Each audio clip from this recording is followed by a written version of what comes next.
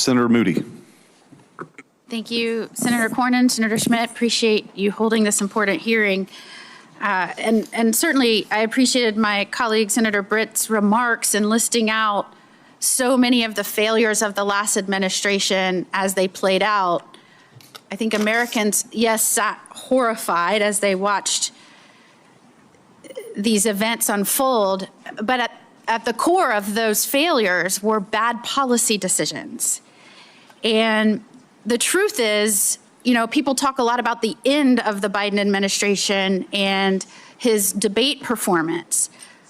But those of us that were involved of the repercussion and the consequences of some really bad, irresponsible, reckless, I would say dangerous policies, and were involved from day one of the Biden administration, we started questioning immediately who was making these decisions, because they were so disastrous for the security of this nation and the safety of our people.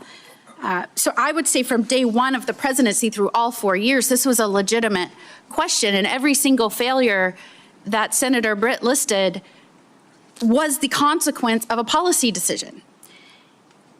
When I was the Florida Attorney General, one of the very first executive actions that came out undid both Republican and Democrat presidential precedents of saying, if someone is here in our country and they're here illegally and they are committing serious felonies, we are deporting them.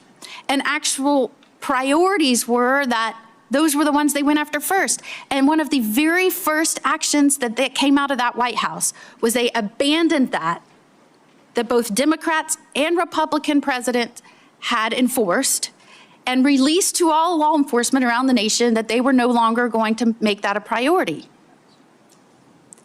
When sheriffs were calling and pleading with us to take these people from their jails and not make them release them back into the communities, we would try and communicate this, but indeed they were canceling detainers and releasing these people into the communities. They were taking people that were brought here from other countries, brought here only to prosecute because they were a danger to our nation and our people. And instead of deporting them after their prison sentences, they were pushing them into the United States. And I don't think it should be lost on anyone that just yesterday it came out. You know how many the Trump administration pushed into our interior in the last 4 months?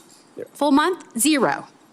And I want you to compare that to a month of the Biden administration where hundreds of thousands of people, barely vetted, if vetted, were forced into our nation's interior. And you've seen these consequences play out. It's not just rape victims, murder victims, robbery victims. We've caught people here that's from foreign nations that are on the terrorist watch list that can cause some of our nation's biggest tragedies and devastation.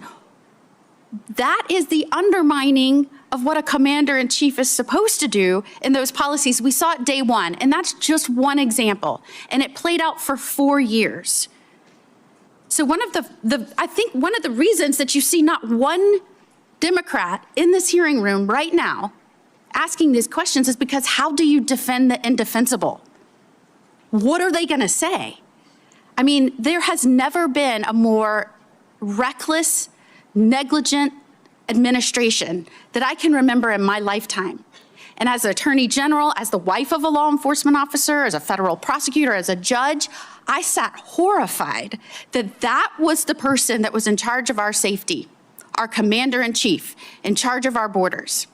And I know, Mr. Wold, you have talked about the danger in executive actions being pushed out when somebody's not in charge that understands how it's affecting the safety of this nation. I'm sure based on your prior experience and some of the things that you saw being pushed out, I often thought, this is a radical aide's dream. You have a commander-in-chief barely paying, probably not able to pay attention, and they're pushing out policies left and right. Tell me in your experience if you noticed anything where that could be the case coming out of that administration.